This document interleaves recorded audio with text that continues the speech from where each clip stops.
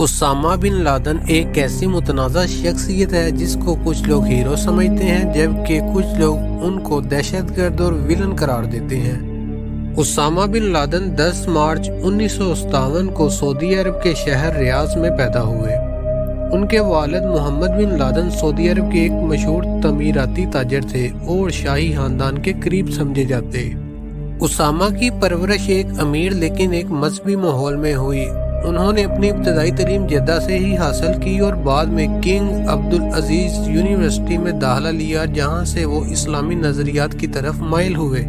1979 میں جب Soviet union نے افغانستان پر حملہ کیا تو اسامہ بن لادن نے جہادی تنظیموں کے ساتھ مل کر مجاہدین کی مدد شروع کی۔ وہ افغانستان گئے، وہاں انہوں نے جنگجو بھرتی کیے اور مالی امداد فراہم کی۔ انہوں نے اپنا گروپ مکتب الحکمت قائم کیا جو بعد میں القاعدہ میں تبدیل ہو گیا۔ اس دور کے اندر ان کو امریکہ، سعودی عرب اور پاکستان کی خفیہ ایجنسیوں کی مدد بھی حاصل تھی کیونکہ مغربی طاقتیں سوویت یونین کے خلاف مجاہدین کی حمایت کر رہی تھیں۔ سوویت یونین کی شکست کے بعد 1988 میں اسامہ بن لادن نے القاعدہ کے نام سے ایک تنظیم قائم کی۔ اس تنظیم کا مقصد اسلامی حکومتوں کو مغربی اثر و رسوخ سے پاک کرنا تھا اور امریکہ و دیگری ممالک کے خلاف جہاد کرنا۔ 1991 میں جب امریکہ نے عراق پر حملہ کیا تو اسامہ بن لادن نے امریکی فوجوں کی سعودی عرب میں موجودگی کو سخت تنقید کا نشانہ بنایا۔ انہوں نے کھلے عام امریکہ کے خلاف اعلان جنگ کر دیا اور اس کے بعد جو کچھ ہوا تو وہ سب دنیا نے دیکھا۔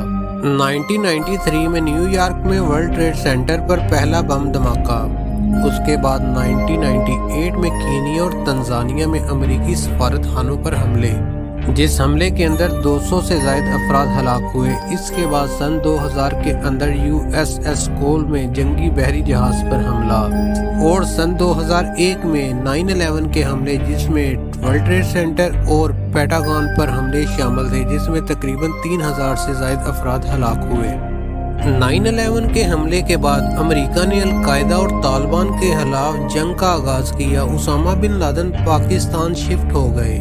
اسامہ بن لادن افغانستان سے پاکستان چلے گئے اور وہاں روح پوش ہو گئے۔ امریکہ نے ان پر $25 ملین کا انعام مقرر کیا اور دنیا بھر میں القاعدہ کے نیٹ ورک کے خلاف کارروائیاں شروع کر دی گئیں۔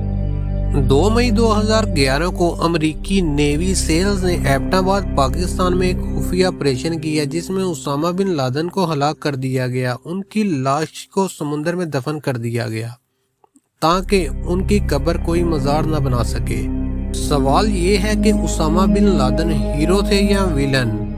کچھ لوگ، خاص طور پر شدت پسند نظریات رکھنے والے لوگ، اسامہ بن لادن کو ایک ایسا شخص سمجھتے ہیں جس نے مغرب، خاص طور پر امریکہ کے خلاف کھڑے ہونے کی ہمت کی۔ وہ اسے ایک مجاہد اور اسلامی جنگجو سمجھتے ہیں۔ دنیا بھر میں اکثریت اسامہ بن لادن کو ایک دہشت گرد سمجھتی ہے جس کے حملے سے ہزاروں معصوم لوگ مارے گئے، خاص طور پر 9/11 کے واقعہ کے بعد۔ امریکہ اور اس کے اتحادی ممالک نے اسے ایک عالمی دہشت گردی قرار دیا اور اس کے خلاف جنگ کا آغاز کیا۔ اسامہ بن لادن کی زندگی تنازعات سے بھری ہوئی تھی۔ ان کے کچھ اقدامات نے اسلامی شدت پسندی میں فروغ دیا جبکہ ان کی موت نے القاعدہ کو کمزور کیا۔